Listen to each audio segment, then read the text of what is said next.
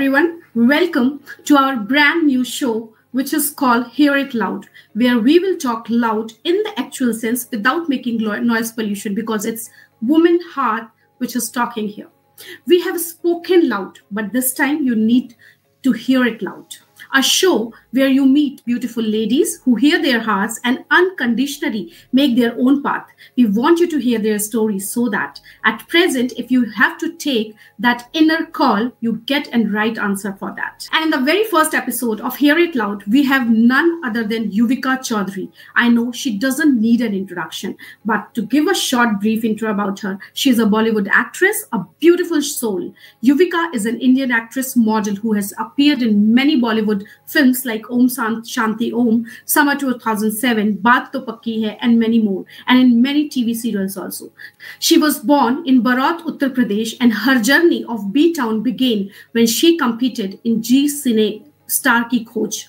Yuvika made her acting debut in the film Fir Bhi Dil Hai Hindustani in 2000. In 2015, she participated in Big Boss 9, a color TV reality show. She also participated in other reality show, which we all know, Nach Paliye, in 2019, and she emerged as the winner of the show. So without wasting much time, let's hear it out loud from Yuvika. So hi Yuvika, welcome to our show Hear It Loud, and we are really very proud that in the very first episode we have someone like you who is self-made and an epitome of a strong independent woman. Thank you so much. It's a beautiful introduction, dear. And thanks for having me on your show. It's my pleasure to be part of this. So, Yuvika, will you please tell our viewers, especially the women around who will be watching this show, about your journey, how from Uttar Pradesh to Bollywood, and what was that kick? Because it's very hard. At the time you came into acting and you came into the glamorous world, there are very few women or very few girls who thought from such community, because I know I belong to UP and I know what kind of mentality the society have there. Yeah, and honestly speaking, when I started my career, that time there was no social media, there was no such help around. But I think there's a beautiful dialogue in my film, in Om Shanti Om, कि अगर आप कोई भी चीज़ अपने दिल से चाहो तो पूरी कायनात उसको पूरा करने में अपने पूरी शिद्दत से चाहो तो लग जाती है कायनात उसको पूरा करने में. So same thing happened with me. I really didn't know. I was just doing my schooling and dreaming of my different world as usual. जो सभी लोग सपने देखते हैं उस time. I used to hear दिल तो पागल है के गाने, कुछ होता है.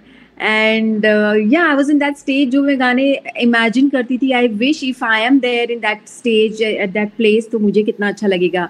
So I used to feel कि यार एक बार तो मुझे अपने आप को स्क्रीन पे देखना है. So whenever I used to share this feeling to all my friends around me, so they used to laugh at me. They said अच्छा कुछ real सपना देख जो पूरा भी हो पाए. Look who's talking, ऐसे मुझे बोलते थे. So then I started hiding my feeling. मैंने कहा यार बहुत मजाक बनता है. I used to be participant in every my school culture, every function, and taking prizes. तो कहीं ना कहीं जो कहते हैं ना टैलेंट यहाँ से नहीं, आप बोलोगे नहीं तो कहीं और से तो निकलेगा.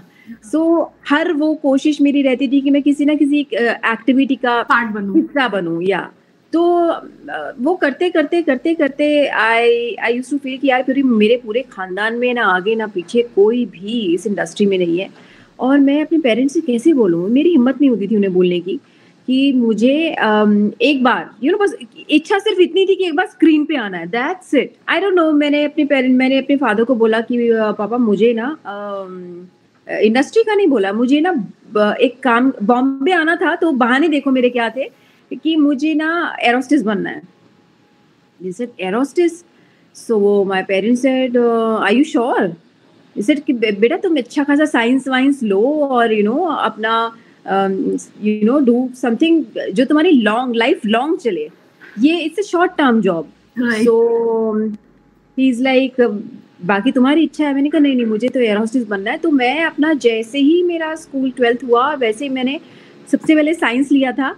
And immediately I started thinking, मैंने कहा नहीं यार, अगर मुझे आगे अगर मेडिकल में नहीं जाना है, my parents wanted me to be a doctor. I think every parents wanted either doctor That's or so engineer. typical. Yeah. Doctor, engineer, ये 2-3 चीजें होती थी, lawyer.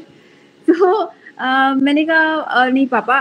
फिर मैंने अपना स्ट्रीम एक्चुअली आर्ट्स में चेंज कर लिया था, बिकॉज आई न्यू कि मेरी जर्नी, मेरा इंटरेस्ट इतना नहीं होगा और मैं इतना नहीं दे पाऊंगी, और अगर मैंने मेडिकल ले लिया तो मेरा तो बुक्स के अंदर ही सारा टाइम जाने वाला है.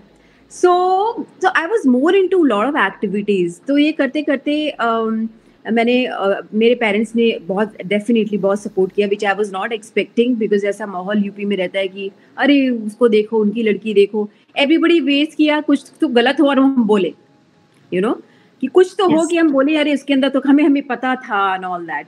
सो एनीवेज, तो मुझे आई डिडंट एक्सपेक्ट मेरे पेरेंट्स मेरा इतना ज़्यादा सपोर्ट करके मुझे I used to go to Meerut से, I used to stay in Meerut that time, so I used to go to Meerut से Delhi to give I'm saying interviews. So interviews देने के लिए हमने जाना शुरू किया. तो फर्स्ट एयरलाइंस थी जहाँ पे मैंने ट्राई किया, Jet Airways, and first round, second round, and then they send you letter. I got selected in first round, and I was like, my parents were very happy. अरे वाह, select हो गई, ये वो. So I still remember my parents said कि अब क्या, अभी now you have to join, joining letter आ गया है. तो मैंने कहा नहीं, मुझे नहीं करना. They said what? मैंने कहा नहीं, मुझे नहीं करना. तो तुम्हें यही तो चाहिए था, अब और क्या चाहिए, अब क्या करना है. फिर मैंने कहा नहीं, मुझे डिफरेंट एयरलाइन ट्राई करनी है, ये एयरलाइन ही. ऐसे करते करते then I was selected in other airlines. Then I told my parents मुझे एक्चुअली ये करने का मन नहीं है, मुझे फैशन डिजाइनिंग करना है. तो मेरे पेरेंट्स ये थे कि हमारी बच्ची को करना क्या है. ओके चलो फैशन डिजाइनिंग कर लो. मेरा एम था, why air hostess I decided, because मुझे बॉम्बे आना था. एंड तो मुझे ये था कि अगर बॉम्बे फ्लाइट आएगी तो मैं बॉम्बे देख सकती हूँ, then I can try something, you know, कि कुछ तो हो जाएगा उधर. एनीवेज वो हुआ. देन आई सेड अब फैशन डिजाइनिंग करना है. तो ये करते करते then for some time I did my fashion designing in Meerut, and then I shifted to, I plan to shift to Delhi. तो दिल्ली में international institute of fashion designing, तो मैंने वहाँ जैसे ही ज्वाइन किया तो वहाँ पे ZTV and Ekta Kapoor team was there for fresh face.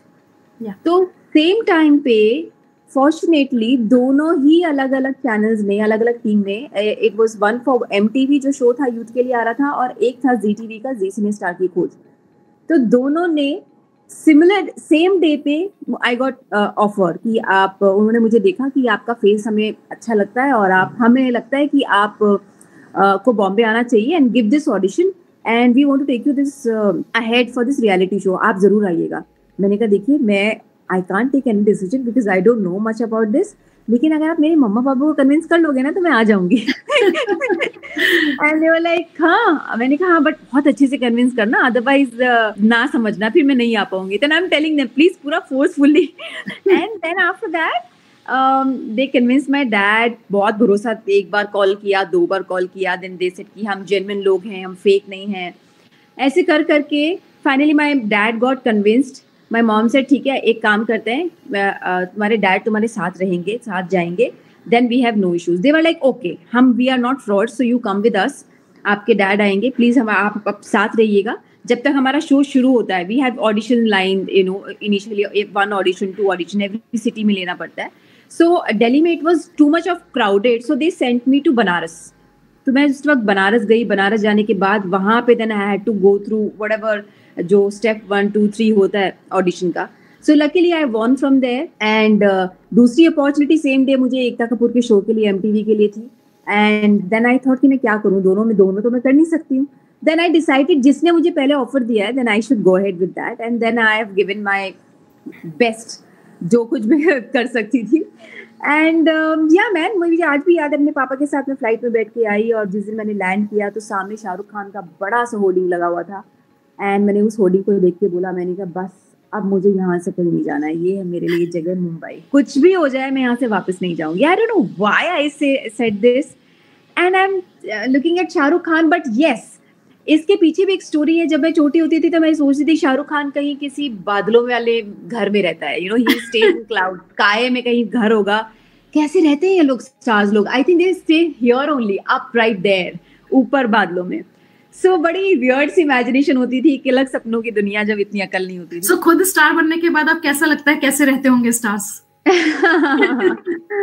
Oh my God, life is really जो दिखता है उसकी, we only see the shining stars and bright side of stars life, but उसके पीछे की मेहनत नहीं पता थी ना, जब करनी पड़ी तब पता चला।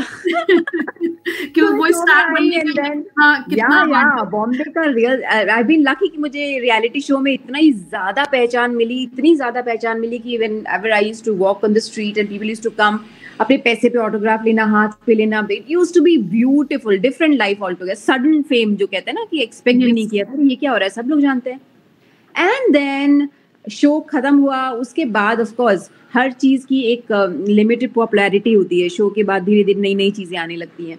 देन उसके बाद मेरा एक्चुअली लाइफ का रियल स्ट्रगल शुरू हुआ, जब आप पॉपुलर हो जाते हो एंड देन उसके बाद आपके पास नेक्स्ट पता नहीं है आपको क्या करना है, you have no guidance, no knowledge, काम आ रहा है बट आपको करना क्या चाहिए आपके हिसाब से, क्या आपके लिए करेक्ट होगा, वो चीज़ मेरे पास नहीं थी।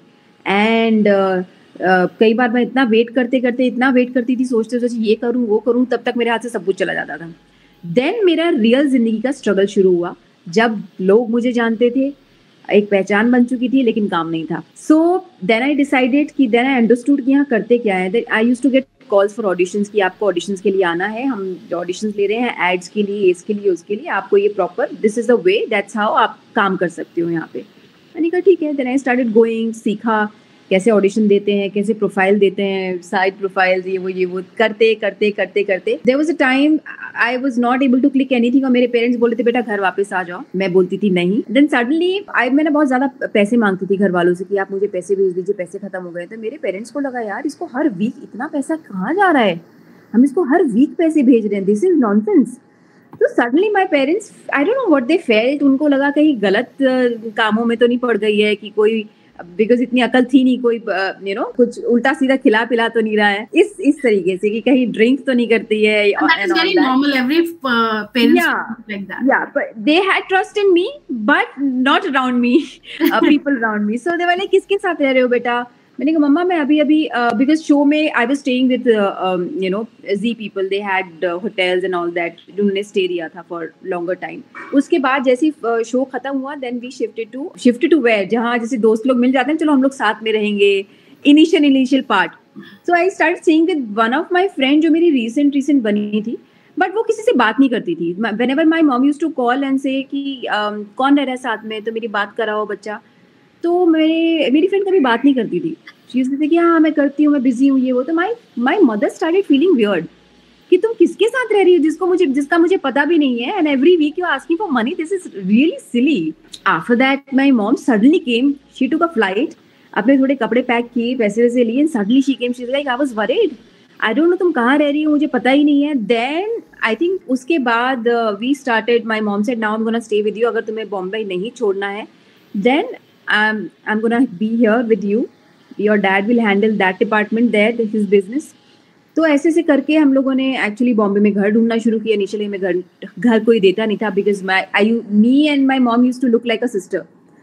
So very young age she came, and then कोई घर ना दे, everywhere we are going, everybody used to think from a different angle altogether, क्यों घर चाहिए and all that. So then I called my dad कि आप आ जाइए, पूरा फैमिली दिखाना पड़ेगा, यहाँ पे घर तब मिलता है। तो घर लिया, फिर उसके बाद ऑडिशंस पे auditions. Then my mom came to know कि मैं इतना पैसा क्यों मंगाती थी, क्योंकि मैं I used to treat auto like my personal auto, like जो मैं घर पे because I used to travel in the car only in Meerut. So मेरे पेरेंट्स को लगता था कि यार आई डोंट नो ये कहाँ पैसा मंगा रही है। तो फाइनली जब उनको पता चला कि मैं ऑटो का मीटर ऑन ही रहता है मेरा, if I am going somewhere, तो मैंने कहा भैया रुकना, मैं 1 घंटा 2 घंटे बाद आ रही हूँ, my auditions, doing my meetings, and auto चल रहा है, क्योंकि आइडिया था ही नहीं, and I used to pay. Then my mom realise कि शेट, ये यहाँ इसका पैसा जा रहा है पूरा दिन, इसको रियलाइज नहीं होता ये पर्सनल ऑटो है, इस तरीके से। तो यार जितना कहते हैं ना, इतनी अकल नहीं होती, जब लूटने वाले मिलते हैं आप लूटते भी हो। So I did that. It was long period of time in my life कि जब मैंने उस बड़े फेम के बाद बहुत ज्यादा स्ट्रगल देखा कि ऑडिशन पे audition, there is nothing happening. For short period मैंने बॉम्बे में रुकने के लिए कुछ time I decided to do one TV show, वो बहुत कम टाइम के लिए किया था मैंने। रीजन वॉज कि मुझे बॉम्बे छोड़ के नहीं जाना था, and parents were calling me, but anyways somehow वो किया. Then I left the TV show because I was not enjoying the process. मुझे लगा कि यार ये रोज रोज ऐसा लग रहा है कि आप मशीन की तरह काम कर रहे हो और कुछ इसके अलावा और कुछ एक्टिविटी नहीं है मेरी लाइफ में.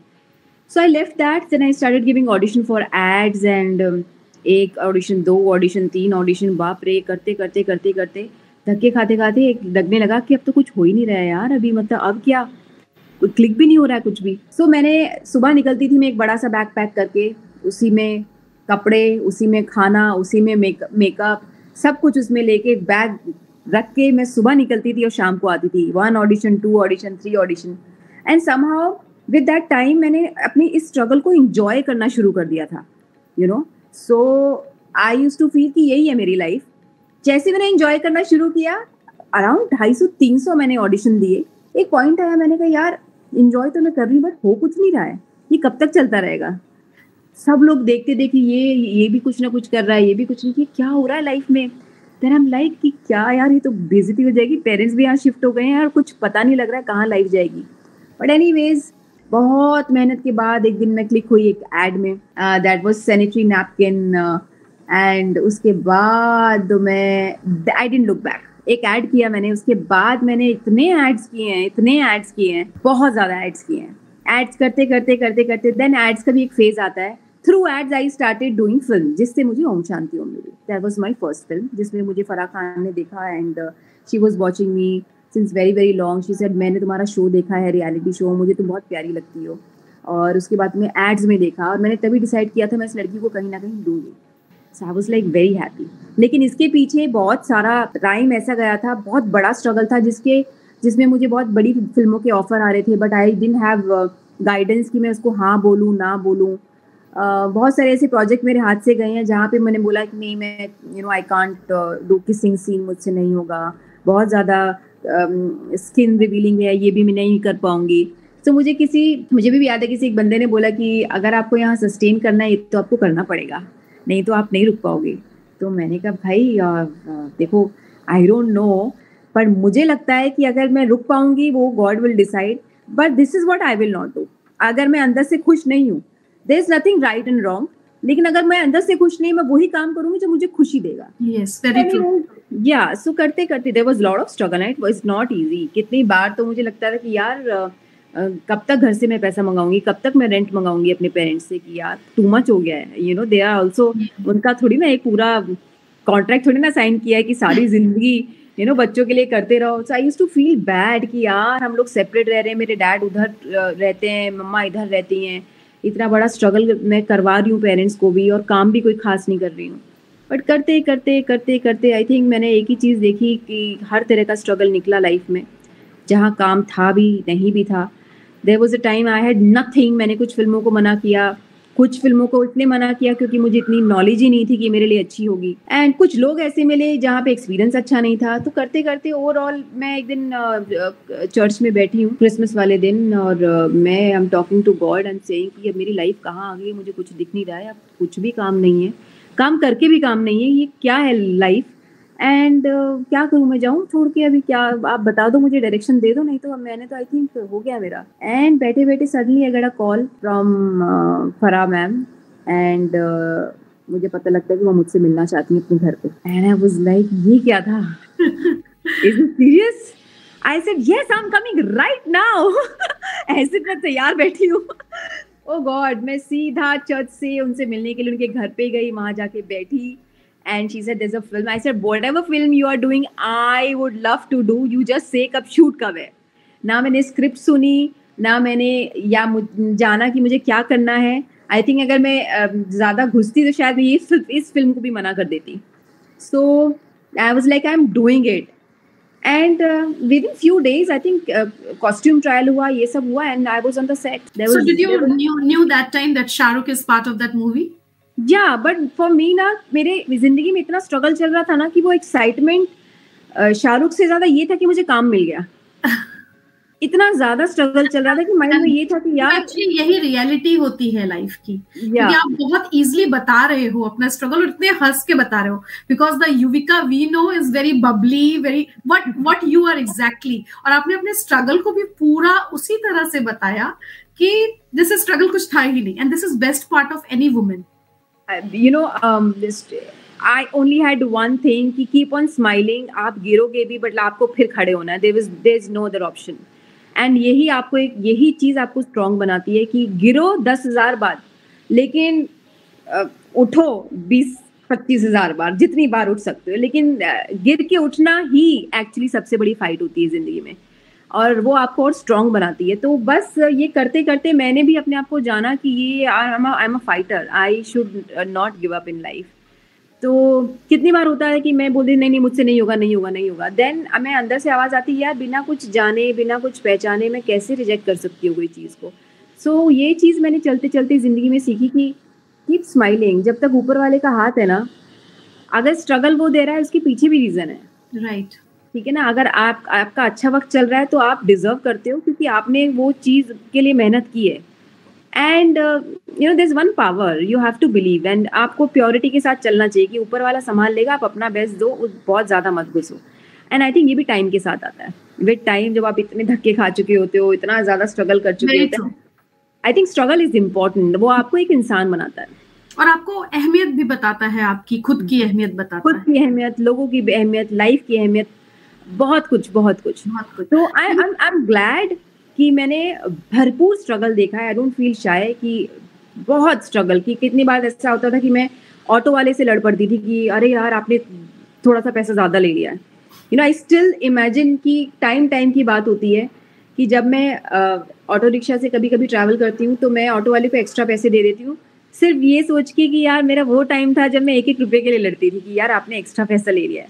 इतना मैटर करता था कि यहाँ survival was so tough. Yes, खुशी देती है चीज कि आपने मेहनत करके कमाई है, ये चीज बहुत अच्छा लगता है. तो मैं उस वो दौर से, वो रोड्स, वो जगह जहाँ पे बैठ के मैं वेट करती थी, लोगों की लाइन में बैठी रहती थी कि ये मेरा नंबर भी आएगा, सुबह से शाम तक आएगा. फिर भी मैं स्माइल करते करते लोगों के साथ बात करती थी. आप कहाँ से हो, अच्छा आप ऑडिशन कब से आए हो, ना, all that. somehow I enjoyed my struggle. And very few people says this, Yuvika, that they enjoyed their struggle. I enjoyed because मैं देखती हूँ ना कि अगर आप जिंदगी में जितना आगे बढ़ते हो ना, उतना प्रेशर आपकी जिंदगी में आता है. Successful life definitely it looks beautiful, but there is lot of responsibility. कहते हैं ना, जब आप साइकिल पे होते हो तो एक अच्छी खुली हवा, आराम से फ्री, ना किसी के पेट्रोल की प्रॉब्लम. बाइक पे होते हो तो अगेन फन. सो धीरे धीरे जैसे आपके पास चीजें बढ़ती है ना, तो उनकी संभालने की रिस्पॉन्सिबिलिटी भी बढ़ती है. और जब आपके पास कुछ नहीं होता ना लूज करने के लिए, वो एक अलग खुशी होती है. जब आप आजाद पंछी होते हो. So I think हर मोड़ पे जिंदगी के आपको सिर्फ जीना आना चाहिए, क्योंकि ऊपर वाले ने एक ही लाइफ दी है. समय किसी के लिए नहीं रुकता है, ये आगे ही जाने वाला है, पीछे नहीं. सो somehow I don't know, I've been blessed कि हर मोमेंट को जीना सीखा है. And I think more than that मेरी पेरेंट्स ने ये सीख बहुत अच्छी दी है कि आप जहाँ जाओ ना उस माहौल में ढल जाओ, और यही जिंदगी है. Very true, and that can be seen आपके आंसर्स में और जिस तरह से आप कॉन्फिडेंटली बोल रहे हो. यही आई थिंक, जहाँ जाओ वैसे लोगों से आप हर जगह हर किसी से कुछ ना कुछ सीखते हो. तो yeah I been very very relaxed person. जहाँ गए वैसे हो गए. अगर मेरे पास बहुत ज्यादा पैसे नहीं है तो मैंने उतने में ही गुजारा किया है. ज्यादा एक्सपेक्टेशन नहीं रखी, लेकिन सपने जरूर देखे हैं कि एक दिन होगा, वो टाइम होगा. देखने के साथ साथ the most important thing which I got from your answers, सपने देखने के साथ साथ आपने उसको इम्प्लीमेंट, आपने उसको पूरा करने के लिए हमेशा गिव अप नहीं किया कभी. और आप लगे रहे. गिव अप करने का ऑप्शन नहीं है. अभी कहाँ जाएंगे गिव अप करके, बिकॉज कहते हैं ना कि इधर आ गए हैं, और जिस नगरी से मैं आई थी वहां तो मतलब लोग बैठे हैं ऐसे बोलने के लिए. देखिए आपकी लड़की, हमें तो पता था कुछ नहीं करेगी, हमें तो पता था ऐसे, हमें तो पता था ये वो. सो पता है, मल्टीपल चीज़ों का बहुत ज़्यादा ध्यान रखना पड़ता है कि आप काम भी कर रहे हो तो कोई आपके पेरेंट्स को ये ना सुना, ये देखो आपकी लड़की को यही करने के लिए गई थी. तो मेरे डैड ने एक चीज़ बोली थी कि बेटा कुछ भी करना, बट जस्ट इज्जत बहुत बड़ी चीज़ होती है, रेस्पेक्ट बनाए रखना. मेरे लिए वो अवार्ड है. तो उस चीज़ को सुन के जब मैं घर से बाहर निकली थी, देन मैंने डिसाइड किया था कि मैं अपने पेरेंट्स को इतना प्राउड फील कराऊंगी कि वो जिंदगी में हमेशा ये सोचेंगे कि थैंक गॉड अपनी बच्ची को हम यहाँ तक लेके आए. Very good decision. सबके अगेंस्ट जाते हुए, it was not easy for my parents की लोगों के बातों को ना सुनना और उसके बाद मुझे भेजने के बाद मेरे पेरेंट्स का अलग अलग रहना, वो भी सुनना, तो ये एक्चुअली आपकी खुद का स्ट्रगल नहीं होता है, आपके पीछे आपके जो माँ बाप होते हैं, रियल स्ट्रगल उनका होता है, उनका होता है एक्चुअली, वो आपके ट्रस्टेड नेटवर्क का ही स्ट्रगल होता है जो आपके साथ खड़े हुए हैं। क्योंकि क्या है, आप निकल जाते हो, मेरा दिन निकल जाता था कि चलो ठीक है, मैं ऑडिशन दे रही हूँ, मैं मीटिंग कर रही हूँ, तो मेरा दिमाग है बाहर, लेकिन जो लोग मेरा इंतजार कर रहे हैं घर पे कि वो कब आएगी, खाना खाएगी, सेफ है या नहीं है, कि अब एक दिन होगा, एक दिन आएगा, उस दिन को आने में टाइम कब आएगा किसी को नहीं पता। दैट फेथ, वो कांस्टेंट बनाए रखना एंड वो इंतजार, वो बहुत मुश्किल होता है, बिकॉज मैं समझती हूँ, मैं तो बिजी हो जाती हूँ काम में, लेकिन आपके पेरेंट्स दे आर तो स्टिल वेटिंग, उनका हर दिन एज बढ़ती जा रही है, यू नो, उनकी होप वही है कि आपका बच्चा खुश रहे और अच्छा करता रहे। सो आई थिंक ये रिस्पॉन्सिबिलिटी जो होती है ना, ये आपके माँ बाप के अलावा, मुझे नहीं लगता आपकी फैमिली के अलावा, आपके ब्लड के अलावा कोई और कर सकता है। कोई नहीं समझता। लाइफ मेरे मम्मी पापा और मेरा भाई बहुत बहुत स्ट्रॉन्ग पिलर बन के रहे हैं मेरी लाइफ में। I think because of them only आज तक मैं सर्वाइव कर पा रही हूँ बॉम्बे में till today, even after marriage. I am telling you this, it's a very very big support, otherwise तो मैं शायद confidence, families confidence and your loved one confidence हम आपके चेहरे पे, आपकी बातों में भी देख सकते हैं। I went through few of your interview yesterday and the confidence, the drastic change I'm seeing in those interviews and today is seriously fantastic. So Yuvika, Om Shanti Om was I believe one of the turning point for your career, and I think then the next turning point was somewhere the reality show Bigg Boss. Yeah. So how that Bigg Boss happened from, because you are the person who have enjoyed, and very few people in glamour industry have this I would say privilege कि आपने movie भी की, बॉलीवुड बड़े पर्दे पे भी काम किया आपने, टीवी पे भी आपने काम किया, एंड देन रियलिटी शो। तो बहुत कम लोग होते हैं जो तीनों चीजों का एक्सपीरियंस लेते हैं। So how what you felt this difference and how big boss changed your complete thought process? क्योंकि कहते हैं रियलिटी शो में आपकी एक पर्सनैलिटी निकल के आती है और आप खुद को पहचानते हो ज्यादा। देखिए, टीवी में काम करना नो डाउट आप सिक्योर्ड रहते हो, रोज आपका पैसा आता है पर डे और एवरी डे अर्निंग, लेकिन मुझे समहाउ लगने लगा था कि मैं क्रिएटिव कुछ नया करना चाहती हूँ। तो ये बहुत अच्छा है फॉर टू मेक मनी, पर मैंने कहा यार पैसा तो आप सारी जिंदगी कमा लोगे, ये जो टाइम है, ये जो क्रिएटिविटी है, जो इच्छा, ये तो फिर अदरवाइज एक बार रह गई तो अंदर फिर खत्म है। तो then I started doing audition for ads, and उसके बाद मैं फिल्म में क्लिक हुई and Om Shanti Om milli, and वहाँ से जो मैंने ग्रैंड सिनेमा को फील किया है, यू नो, ऑन स्क्रीन, तो आई फेल्ट, मैंने कहा this is it, this is what I wanted, you know, after seeing myself on screen. तो then I realise it's grand, it's bigger, lot of creativity is there and you can do so much. Plus with that when I come to reality show, जब मैं reality show में गई, मुझे genuinely मैं उस phase में थी जिंदगी के, मुझे समझ नहीं आ रहा था कि यार should I take a break in my life, या मैं कुछ नया सीखूं। बहुत अलग फेज में थी।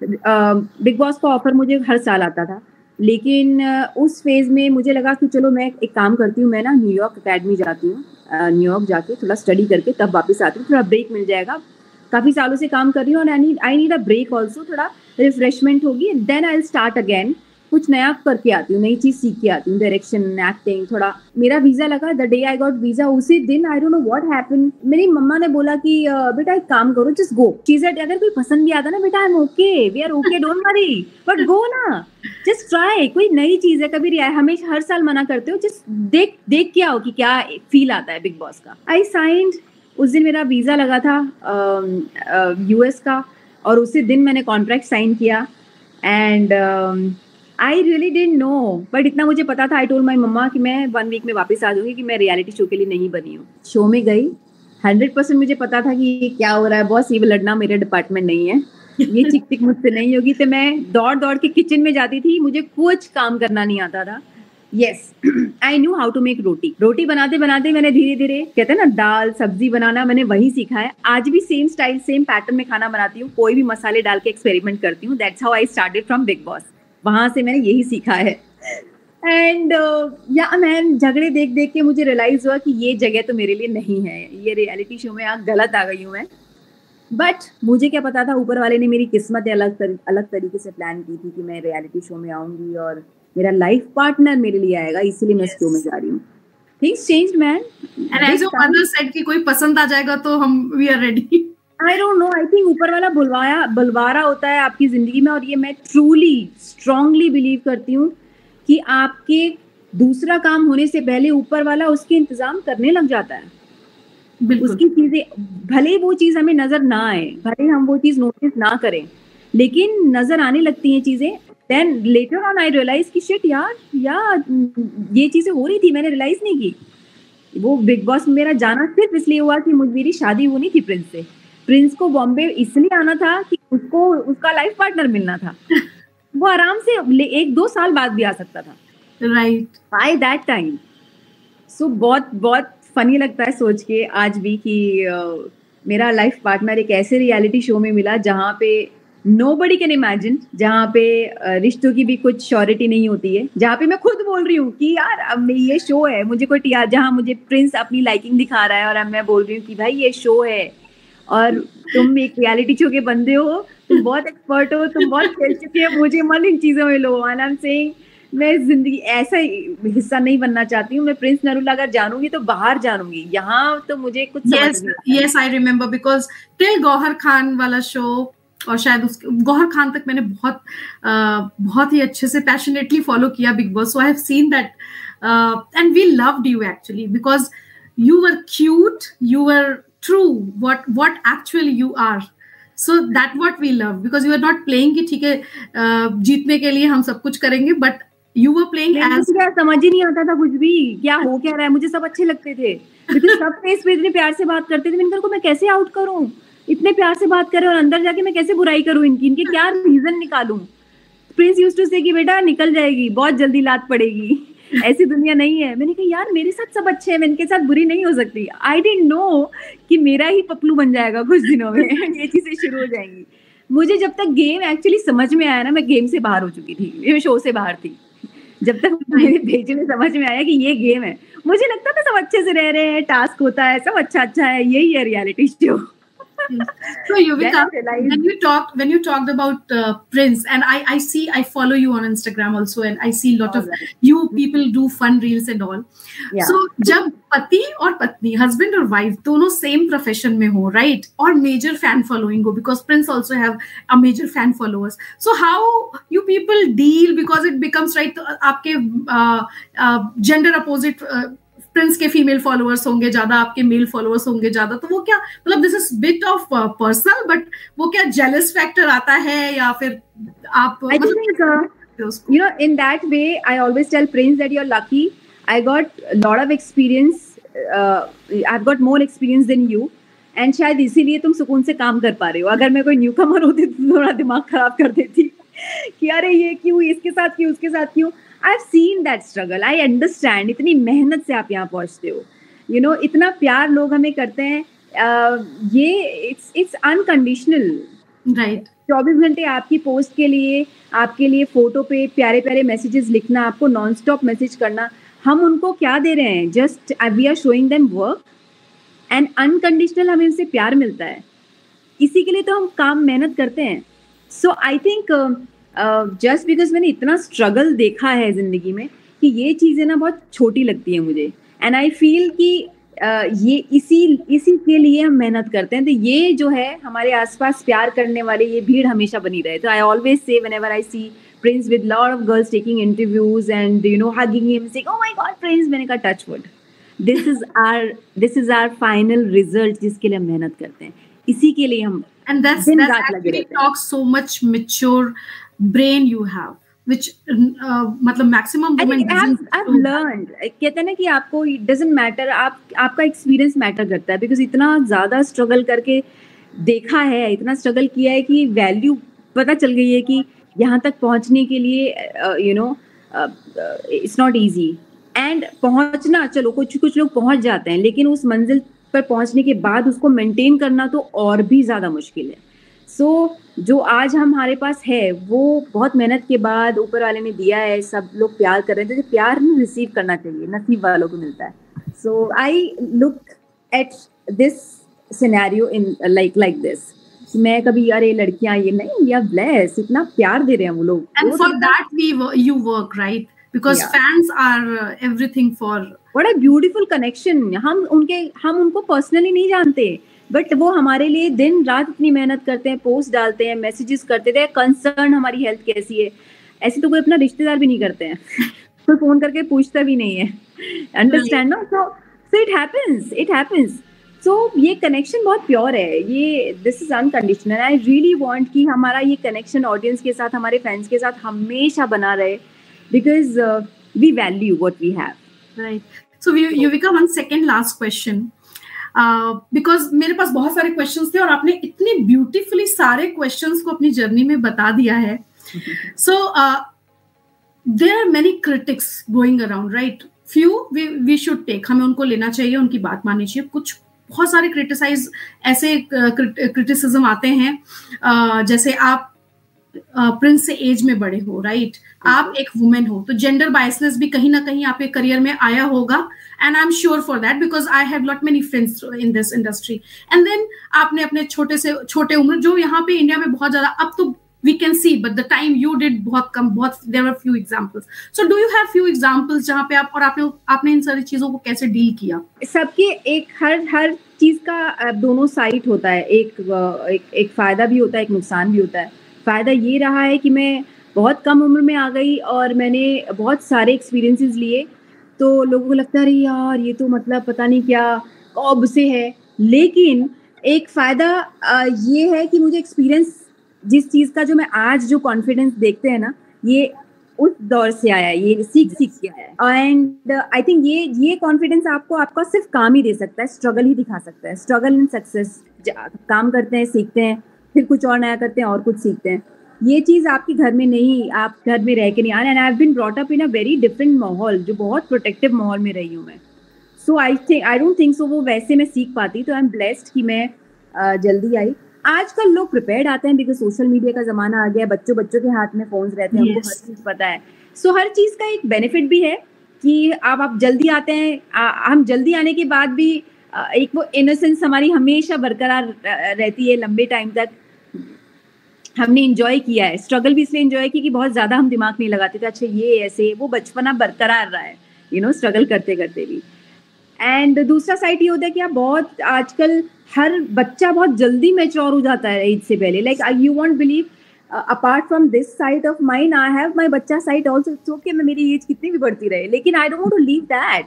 That keeps me alive. हर इंसान अंदर एक बच्चा है, सो मैं वो नहीं छोड़ती हूँ. हाँ, वो मुझे कहाँ दिखाना है, उसकी एक अलग साइड रहती है कि हाँ ये मेरे अपने लोग हैं, वो मुझे जज नहीं करेंगे. This is how I am. लेकिन दोनों साइड होती है. रही एक एज में बड़े होने की बात, I think it never mattered because जब मेरा पार्टनर को ही ये चीज़ें मैटर नहीं करती हैं. Number one, his mom is elder than his father. तो in prince family it's a culture basically. So that's how he convinced me. I said hello, you are the younger than me. This was my first concern. How can you even imagine?